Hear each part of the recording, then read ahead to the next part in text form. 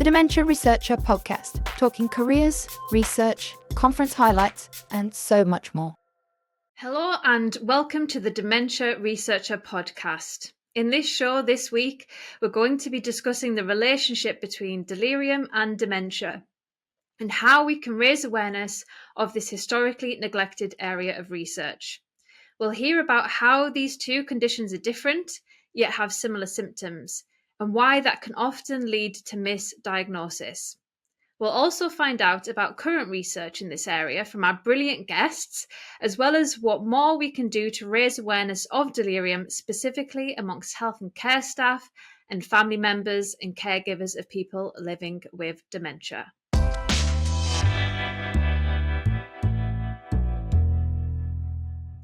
I'm Dr Kamar Ameen-Ali, and it's a pleasure to be hosting this show.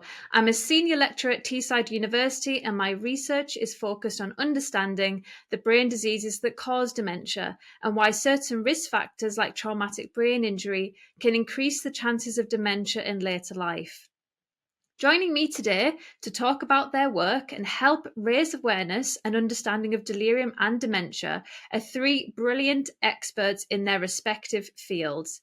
I'm delighted to welcome Dr Ahmad Khundakar, one of my colleagues from Teesside University, Anna Wilson from South Tees Hospital's NHS Foundation Trust, and Dr Mani Krishnan from Tees, Esk and Wear Valley's NHS Foundation Trust. Hi everyone. Hi Cam. Hi. Okay, let's do some proper introductions. So, Ahmed, you start off. Tell us about yourself. Hello, I'm Dr Ahmad Khundakar. I'm Associate Professor and Head of Integrated Science at Teesside University. My background is in dementia research, so I initially worked up at Newcastle doing postmortem brain tissue analysis, focusing really mainly around Lewy body dementia.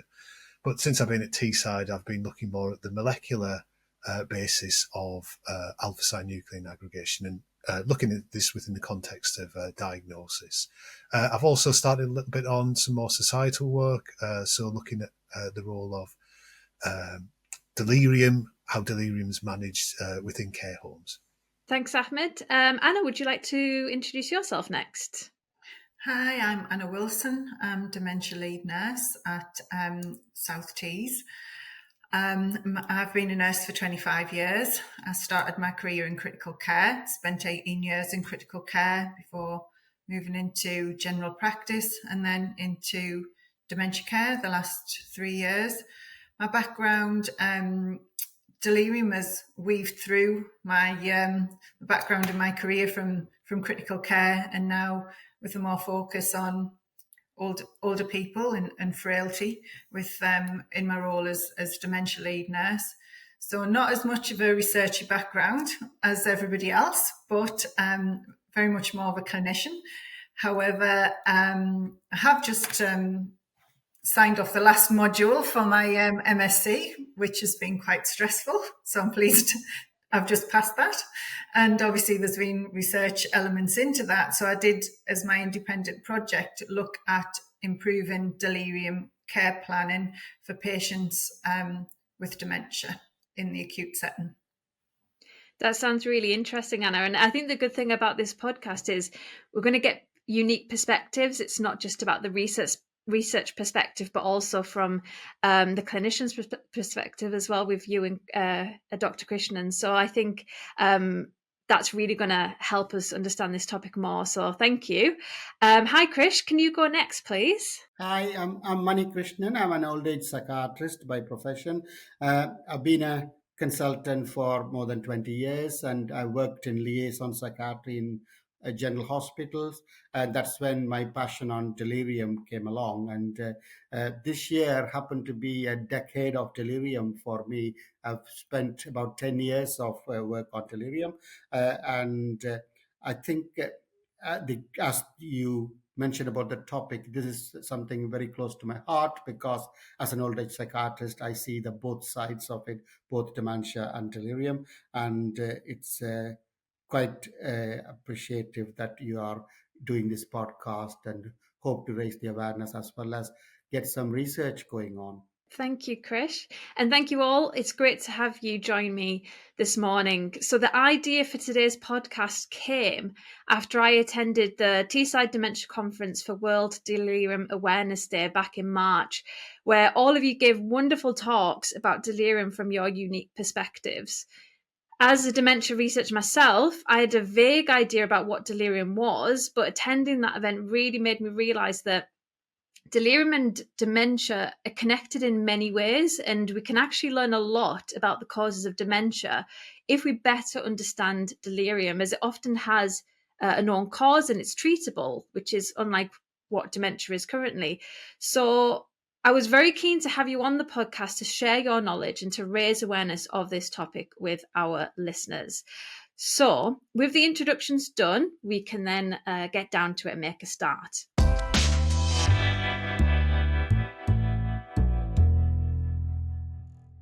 Okay, so I think a good place to start would be to introduce our listeners to what delirium is, because I suspect many people will have heard of it, but might not quite be sure what it is. So, Krish, can you start by telling us what delirium is and how exactly it is different to dementia? Because obviously in your work, you see both sides of things, as you said.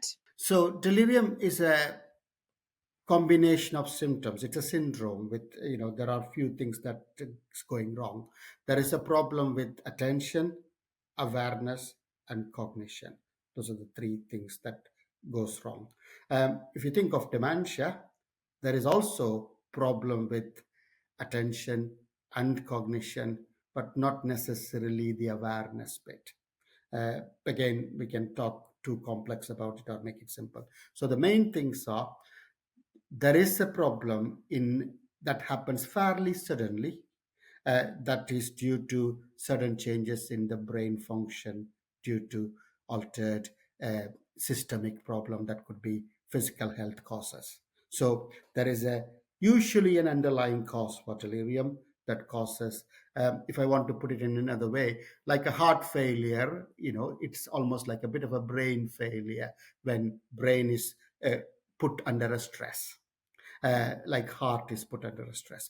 Whereas dementia is a chronic cognitive impairment whereby due to a neurodegeneration, there is a loss of neurons, there is a gradual reduction in the higher functions of the brain, which may also include sometimes attention and awareness, but that wouldn't have happened all of a sudden. So there is a difference. So sometimes what happens is when people have acute delirium, it almost mimics like dementia if you have not seen them. So somebody who has seen somebody with a chronic dementia and somebody with an acute delirium might be the same. They may present as the same. The key here is getting the history, getting the temporal correlationship. So that's going to be the difference. So again, delirium is fairly an acute process. It happens in matter of hours and days compared to matter of weeks and months. So that's the difference. Okay, so it sounds like there might be many symptoms that are similar between dementia and delirium, but the key thing is the time of onset. So one is acute and one tends to be more chronic. And so really knowing the person is important there. At the outset, I want to say it, just because somebody has got dementia doesn't mean that they can't have delirium. So that's going to be the biggest thing, which we will discuss later on. Yeah. So delirium superimposed dementia. So they are not mutually exclusive. Okay, and that's an interesting point, so we'll come back to that. So Anna, the fact that there are symptoms that are similar between delirium and dementia, as we've just heard, it must make it really quite difficult for clinicians and for care staff to identify when someone has developed delirium, particularly, as we've heard, if they're already living with dementia.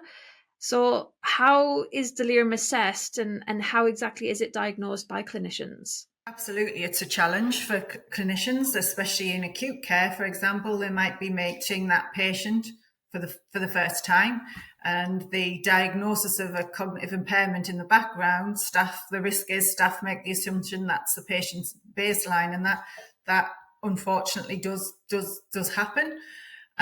So as Krish says, the importance is getting that history from somebody who knows the patient well, loved ones, nearest and dearest, and also using the validated screening tools that are available. So the most validated tool is the 4AT delirium screening tool, and that is what's advocated by in all our national guidance for within the NHS at least. But Chris will correct me if I'm wrong, but I do think it is internationally used as well, but certainly within the NICE guidance, within the National Audit of Dementia, within the National Audit of Inpatient Falls, that is all advising and recommending that we use the 4AT screening tool. So best practice is to use that tool and screen a patient on admission within the first 24 hours. For our listeners who are researchers, what is the 4AT rule? The tool, sorry. What's it testing for? So the 4AT is a validated delirium assessment tool, and for delirium and cognitive impairment, it tests for alertness. So it asks questions: is the patient markedly drowsy, for example? Are they easily rousable? If they're asleep, can you wake them up? And then there's scoring for normal, mild sleepiness, and wake up within 10 seconds. That's normal. But if it's clearly abnormal, they score a 4 for that. And then it's an aggregate score. It then asks questions on age, date of birth, where they are, and it counts mistakes. And then it looks at attention and acute change and fluctuating course. So it's an easy sort of scoring tool, so that if the patient is between 1 and 3, then it guides staff to query a cognitive impairment. And if it's 4 or more, it suggests that that patient may well have delirium. And it sounds like it's something that's quite quick and easy to administer then, because that would be important in that acute setting, as you mentioned. Yeah, absolutely. It's for use by anybody. It doesn't need specialist training. It should take less than 2 minutes to undertake. And it's for use, our staff in acute environments, they're not mental health specialists. So it's for use by staff who are not specialists in mental health. So in your opinion, would you say that it's possible delirium could be underdiagnosed, or would you say that we're capturing people that are experiencing delirium and they're getting diagnosed and therefore treated, or is it something that you think might be underdiagnosed? I think it is often underdiagnosed. I think we are getting better. I think there is better awareness, certainly within my organisation, and we recently all attended a regional delirium conference, which was, it covered a wider area, and definitely things are improving, but without a doubt, it's a work in progress, and it is often, I would say, underdiagnosed, yes. Ahmed, I'll come to you next. I know that you've got personal experience of delirium in your family. Do you want to tell us a little bit about that? I came around delirium maybe in a bit of a circuitous route. I mean, I have been a dementia researcher, as I was saying, for a long time. Obviously, as I said, predominantly looking at post-mortem tissue samples and sort of trying to unpick what happened to the person during life by the pathological changes that occurred within the brain. So it all kind of came full circle for me. My mum started developing the symptoms of Parkinson's disease around 2014. As the Parkinson's progressed, she experienced quite a few episodes of delirium. She fell quite a lot. Obviously that the falling kind of side of things can often lead to delirium. So generally it was quite well managed, but we had quite a bad experience with my mum in hospital. The first time that she fell, she actually broke a hip, and because of that, she ended up on the rehab pathway, and I think the delirium was acknowledged. I recently got her medical notes and I reviewed them just to pick up whether delirium was mentioned, and it was mentioned on this occasion when she was on the rehab route, and I think she was treated very well as a result of that. But the second time that she fell, unfortunately, this was the night after she got back home, after she'd been on this rehab pathway for 3 months. She didn't break a hip, and that maybe sounded like a positive thing, but in terms of the awareness around delirium, it wasn't. So she ended up on a general ward. And as a result of that, the delirium wasn't really picked up. She was given an antipsychotic drug. She has Parkinson's disease, and that had quite serious consequences for her. This was in the middle of summer as well. So we were first informed by a nurse who contacted us and said that, my mum was being difficult, was the word that she was using. So we went in to see my mum, and the first time really we saw her after we'd kind of left her, she'd been given the antipsychotics. We barely recognised her. That led to what I think was a hypodelirium episode, where she was really withdrawn. Because she'd been quite aggressive and quite vocal on the ward, she was moved to a side room. I mentioned this was in the middle of summer, so she became very dehydrated. She became very malnourished. So what seemed to be happening was the nurses and the team were leaving food for her, leaving drinks for her, and she wasn't touching them because she was in this hypodelirious state. And that really exacerbated things. So we ended up in this real vicious circle with my mum.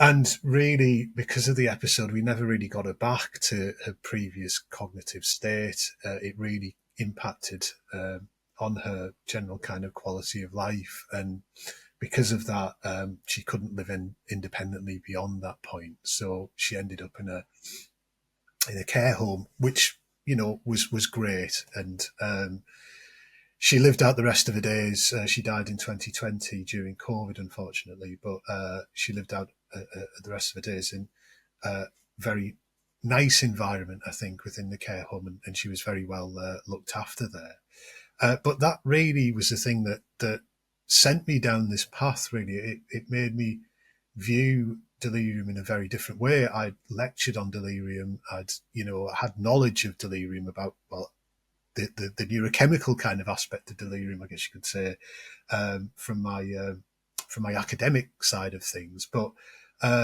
until you actually experience it firsthand and you see the kind of impact that it has, you don't realise really what it is and how dangerous it could be. And what shocked me more than anything was the fact that how little was known about it. And you think that when someone goes into hospital that this would be the first place that it would be recognised, but really it wasn't acknowledged at all. And us as family members weren't really part of the process, which was a very frustrating thing for us, So since then, I've been very keen, working with Anna, working with Krish, to really highlight awareness and just simple kind of things, just the simple recognition and not just thinking about reaching for drugs, trying to find out what the cause of it is and, acting accordingly. That's really the key sort of message that we want to get across. I think that's an important point, isn't it? Because if the cause of the delirium can be identified, then it is treatable. I noticed that you talked about hypoactive delirium. Krish, can you tell us, does that mean there are subtypes then of delirium that people can experience? And what does that look like? Delirium could be of 3 types. It could be hyperactive delirium, hypoactive delirium, and there is a mixed delirium, which is a hyper and hypoactive delirium. So hypoactive delirium is commonly missed. As the name says, people are not very active. So hyperactive is the most identified one because they make agitations, they make noises, all those things. But having said that, hypoactive delirium is more common. So unless there is a shouting patient, they may not be picked up because of the hypoactive delirium. I'm sure Anna will know from her experience when you are in a big cubicle of ward patients, the loud one gets the attention, the kind of a little old, whatever name you want to call it, Molly or Jenny or Stephen, might not get, they even make a comment, like a flippant comment of saying that, oh, they are not a pick of bother. When somebody says they are not a pick of bother, that's where I start bothering, because they are the one who probably are quietly fading away. So another telltale sign of some of the hypoactive, or like, if you go into a bedside, like a side table or something like that, you will have lots of drinks left, unconsumed, partially consumed. So you will, these are the things, you just need to be a detective and be curious when it comes to hyperactive. Rather than hyperactive, they will know that person is making a lot of noise, they are shaking the bed, they are agitated. So, and the mortality is also quite high with hypoactive, so it is important that we pick that up. Yeah. Could that be linked to the fact that they will consume less water and less food with hypoactive delirium? So then that could Absolutely. It will only make potentially, the delirium worse. yeah, make it worse. So far we've talked about it very much in the context of older people experiencing delirium. But Krish, I understand that people of any age can actually experience delirium. Is that true? Absolutely. So delirium is a condition. In fact, I was speaking yesterday at a conference. I was saying, you shouldn't say it as a golden thread, but it's almost like a thread that weaves from cradle to grave. So, young infants can get delirium. Neonates get quite severe delirium. And I'm sure as mothers, people will know that young children, when they have like fever, they can have a what you call a delirious state, where they can go into like a bit confused state, like how the children will run around. So and then younger adult, when they have a severe kind of a systemic problem, they can get delirium, ICU delirium, which is again any age group. ICU can and post surgical, in any age, can also have delirium. Yeah. I think that's an important message to get across, because I think it is often talked about in the context of older people having delirium, and so then there is potentially the risk of it getting missed in younger people. But Anna, it does seem that particularly older people will be at an increased risk because of all of the potential risk factors that we might come on to in a bit. Especially if they enter hospital or a care home. So I read that potentially could increase their risk once they enter a hospital or a care home. Why might that be the case? And if that's true, is there anything that can be done about that? The researchers will be able to go into more detail about the brain changes associated with aging, but essentially older people do have a more vulnerable brain with a decreased capacity to cope with stresses of things like acute illness or constipation or dehydration and all these risk factors that contribute to a delirium. It's a marker of frailty, really, that makes these patients more vulnerable. Add in a cognitive impairment or a dementia to that, then the brain's even more vulnerable. So as Krish pointed out, obviously the younger and fitter you are, the bigger the insult it needs to trigger a delirium. So older, frailer patients are more at risk because they're older and frailer and have all these other things going on in the background. From the point of view of mitigating that risk, the first thing is to assess for it properly. Obviously, education's a huge component for staff to understand these risks and act upon them.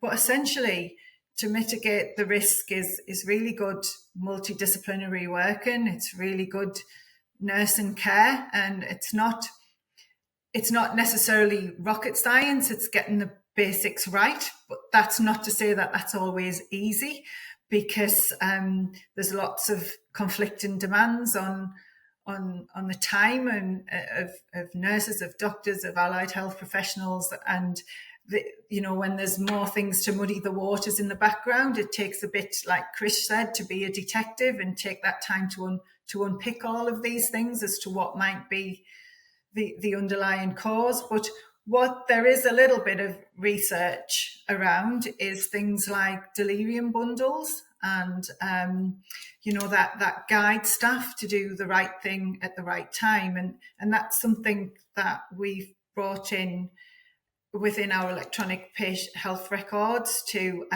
schedule the screening for delirium, which then links to a prompt to complete a bundle of care that is based on best practice and guidelines around managing delirium, essentially looking for underlying causes and treating them, and just giving staff a bit of a tool to do the right things at the right time. So that's one way of mitigating, but I think education is huge, and it's something that needs it needs to not only continue but be expanded, and not only staff but also the general public, which is what we're all here today to talk about, because staff really need to listen to families when they're telling this isn't their norm, and involve families. We all talk about patient-centered care, but that's so important in that patient-centered care. The family, we might be the experts in our field of care, whatever that is, but obviously the family, the loved one, the carer is the expert in that individual person. I think that's a really nice way of putting it, because really having that communication between family members, caregivers, or friends of the person is really, really important, because actually we can overcomplicate things with tests and with guidelines, but actually just speaking to people that know the person can be a really quick indication of whether there's been any acute change there. So I'm glad that you mentioned that. That's really important. But maybe, Ahmed, I can come to you if we're going to talk a little bit about what's happening in the brain of someone when they experience delirium, because as a neuroscientist, what do we know about those changes, and how is that different, particularly to dementia? Because obviously we're talking about delirium and dementia and how they're similar, how they're different, because they seem to give rise to similar symptoms, but I assume that there are different changes that are happening in the brains of people when they experience these two conditions. I mean, fundamental differences, I guess, are around the fact that you have pathology present within the case of neurodegenerative diseases that cause dementia. So Alzheimer's disease, obviously defined by the plaques and the tangles. Lewy body dementia is defined by the presence of alpha-synuclein. So these are obviously proteins that accumulate within the brain and cause come together, spread throughout the brain, cause neurodegeneration within the brain. So there's a structural component that you have there within the context of dementia. Obviously, that differs from delirium in that, you don't have that, although obviously it's very common within the context of dementia. And the reasons why it's thought that might occur is obviously that, as has been alluded to earlier on, the brain may be prone to the developing delirium because of the things are out of kilter, I guess you could say. So if you think about it from a neurochemical point of view, obviously within the context of Alzheimer's disease, we have significant reductions in acetylcholine that define Alzheimer's disease, and dementia with Lewy bodies as well. Within the context of Parkinson's disease, obviously a huge reduction in dopamine that defines that particular disease. So these two neurochemicals in particular seem to be important in the appearance of delirium. So there seems to be, an imbalance going on here. We have to think about treatment as well. If we're giving, for example, L-DOPA or dopamine agonists, which will raise levels of dopamine in the brain, often it's quite difficult to get the dosing right. So that, again, might be a reason why the brain may be prone to experiencing delirium. But obviously, delirium, as Krish has alluded to, is an acute syndrome that occurs as a result of something, So this is, something that's occurring, could be on top of the dementia pathology as well, something like an infection, something like just a simple thing like a change of environment, or, as I've alluded to, dehydration, malnutrition. These kind of things can be the thing that sort of knock the brain out of kilter further into the delirious state. So there's an underlying propensity, I guess you could say, to develop delirium that dementia contributes to. But yes, delirium can still occur independently of that process. So I wonder then if it's important not necessarily to think straight away what medication can be used to treat this, especially when somebody might be on multiple medications already. If we're talking about an older person that might be being treated for dementia, might be being treated for hypertension, high cholesterol, lots of other things, but it might be really important to try and identify what's causing the delirium. And that might be something as simple as rehydration or reducing someone's pain or anything like that. And actually that's much better than straight away reaching for what medication can we give this person. 100%. I mean, it is that taking a step back and really understanding what the patient is experiencing at the time. And as Krish and Anna have really importantly alluded to, is that, it's this investigation work that's the really important thing. And I can understand why, these things may occur. What happened with my mum was in an acute setting, and often, I was thinking, that they're there to obviously treat the problem that my mum was in there for. And maybe there's not this kind of more holistic view about, what my mum was experiencing at that particular time. Key to all of it is obviously getting to know the patient and understanding what they're going through at the time. And if the patient can't communicate that themselves, if they're obviously undergoing the experience of delirium, the importance of understanding from family members, from loved ones, or if a person doesn't have a family member, for instance, a representative from a care home or someone that's with them at the time that can explain how they've ended up in that state. And yes, taking that step back rather than just reaching for the drug that they think, obviously they're there to, they're doing this for the right reasons, but understanding, is this really the right thing to be doing at this particular time? I think, obviously if the person's going through an acute episode, hyperdelirium, and they can't be calmed down, what is the cause of it? Is the drug going to be the right thing that's going to really help them with alleviating that, but also long-term as well? What is going to be the long-term implication of giving something like an antipsychotic drug or giving a sedative? Could it be solved by a lot simpler kind of thing, like just simply finding out what the actual cause of it is itself? So the good thing about delirium, what I've gleaned from entering this kind of world really, is just the simple things can be the most effective. Just the simple knowledge around what is it that's causing this. And it might be just something like, for instance, as Krish has really, put across really nicely, I think, in some of the presentations he's given, things like just, are the glasses dirty? Has the hearing aids been checked? What's the lighting like? Sometimes there's a lot of confusion that goes on from you're taking a person from their home environment or from a care home where they're nice and warm, they're familiar with the staff, to this really unfamiliar environment with lots of bleeping going on, lots of bright lights from the hospital, maybe a bit of other aggravation that's going on the ward. How is all this coming together for this person, and could this be improved for them? So just simple things like this, I think, can really help.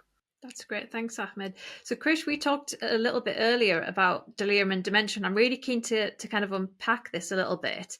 We know that they're different, but are people who live with dementia at a higher risk of experiencing delirium? And if that's the case, then why? Why are they at that higher risk? Just following on from the previous discussion Anna and Ahmed had, I just want to make some statements before moving on to the delirium and dementia. So as Ahmed and Anna kind of indicated, you don't need a robotic operation. You don't need new multi-million-pound gadget. You don't need a brand new nuclear medicine or something like that. You need good quality nursing care to improve delirium risks. And any meeting, any lecture I give people, sometimes I get like a negative feedback of Dr. Krishnan did not give any cutting edge research update on anything like that. So I'm going to make 3 statements before I move on. Number one, as of today, 23rd of May 2025, there is no evidence-based treatment for delirium currently available anywhere in the world. So there is no pharmacological treatment that is directly given for delirium. So that's a fact. Any tablet people will be probably shouting at me on the podcast are symptoms for delirium, like agitation, like aggression. It's like saying, when you have a chest infection, give paracetamol for chest infection. That's for fever for the infection. The infection treatment is an antibiotic. Like that, delirium does not have a chemical treatment. That's the first statement. Second statement, non-pharmacological treatment, that is hearing aid, cleaning the glasses, or even having them a glass, because most of the hospitals who attend patients who attend hospitals will come to hospital without their own glasses, so they will become visually impaired already. So getting their spare pair of glass, spare pair of hearing aid, putting the battery, it becomes a rocket science to put a battery into a hearing aid. So getting the right hearing aid batteries in, all those will improve. So why I'm saying it, not because Krish is feeling that like that. Cochrane review clearly indicates that 43% of delirium complications could be reduced by multi-component non-pharmacological intervention. So 50% of delirium risk could be reduced by that. So that's number one. And so that's the second point. And then the third point I just want to make a mention is that it is educating patients and carers for detecting some of those things so that they may be able to get that non-pharmacological intervention going. So those are the 3 things I want to say. We talked earlier about delirium and dementia, how they're different. But I guess what we'd like to know is, are people that are living with dementia at a higher risk of experiencing delirium? The main thing is delirium and dementia, fortunately or unfortunately, have this two-way process relationship. So I will talk both sides, which is very, very important. So anybody who has delirium, who develops delirium, especially older adult, they have a higher risk of developing dementia. So if you think of somebody having a delirium, an older adult, about 20% of them do not return back to their baseline normal cognitive level. So there is a very high risk. So that is one important factor we need to keep in mind. Second thing is people with dementia will also have a higher risk of developing delirium. And you asked the question why it is. So Ahmed talked about vulnerable brain. So I would use that same analogy. So we already have a frail elderly person who not only have physical vulnerability to prone to develop infections, falls, and various things, including sensory impairment, they also have a cognitive vulnerability because of the neurodegeneration. So the brain is at risk. So what I would normally give a bridge analogy. So if you have an old 100-year-old bridge in a countryside, they will sometimes put a warning not for heavy vehicles or something like that. So you can send some smaller micro cars without naming the names of the cars. You can't send a big tractor, an articulated vehicle, or a lorry. So delirium. So if you think of a bridge as a patient with dementia, delirium would be like a big lorry or a tanker. So they can still take a day-to-day stress. But a big tanker like delirium comes, it creaks and cracks the bridge. So delirium is one of the significant comorbidities that can happen when people with dementia. And the difference is people will be already confused and disoriented in various things. They will be more confused, more disoriented. They'll have a new symptom. That's how you find, is there a delirium superimposed dementia? So it does sound like there is this kind of bi-directional relationship then between delirium and dementia, where having delirium can maybe increase someone's chances of then getting dementia, or it can worsen thinking and memory problems that somebody might already be experiencing that isn't quite meeting the threshold of dementia. But equally, people with dementia are at a high risk of experiencing delirium as well. And the one last point I want to say is, again, why we are doing the whole podcast. I want to, get the message across to the public and professionals, is that delirium could be one of the factors that could help to prevent future dementia. So if you think of a modifiable risk factor, there is a study by Sarah Richardson from Northeast Newcastle called a Deicide study, where she did a delirium and dementia correlation. The severe the delirium is, more frequent the episodes of delirium and longer the delirium lasts, there is a higher chance within a 12-month period they will develop dementia. So reducing the delirium severity, reducing the delirium frequency, reducing the length of delirium episode, all might be a protective factor for future dementia. This is something really important, because downstream, like for all of us, when we are getting older, it is important that we don't get into delirium. Yeah, so I think it might be that we'll see delirium being included in that framework of modifiable risk factors for dementia. That's exactly what I spoke yesterday about, Cam. Right. Unfortunately, we need the likes of yourself and Ahmed for that, because why it's not happening, like in a Jill Livingston paper, the Lancet paper you are referring, there's 45% right now. If you add delirium, it will be almost like 60% of delirium could be preventable, because you don't have high quality epidemiological research on that. And that's really, really important. I think you hit the nail on the head, Cam. Yeah, we need the evidence base, don't we? So hopefully we'll see that in the next iteration.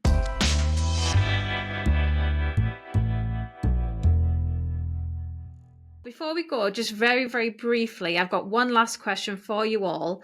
So what do you think are the current challenges that remain in terms of helping advance our understanding of the link between delirium and dementia, but also in helping to raise awareness of this topic more generally? So Anna, I'll come to you. So just very briefly, what do you think are those current challenges that we still have to tackle? I think education of staff and the public, but also having a standardised approach to care and resources dedicated to this across the NHS.